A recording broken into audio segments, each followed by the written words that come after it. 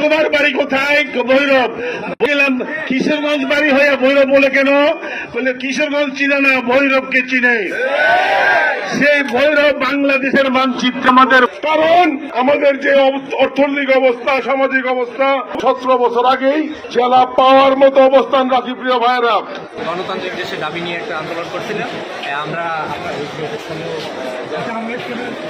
রাজনৈতিক নেতা এবং ঊর্ধ্বতন কর্তৃপক্ষ, পুলিশ, বেঙ্গল পুলিশ, আমরা তারপরে আইনজীবী সবাই মিলে সুন্দরভাবে গাড়িটা রিলিজ করতে সফল হয়েছি গাড়ি ডাকার উদ্দেশ্যে। 20 বছর আগে থেকে আমরা জেলার দাবি করতেছি, এখনো প্রায় আমরা জেলার এখনো ঘোষণা দেই নাই সরকারে। তাই বিনোদন আবেদন করে বলতেছি সরকারের কাছে ভৈরব জেলা চাই।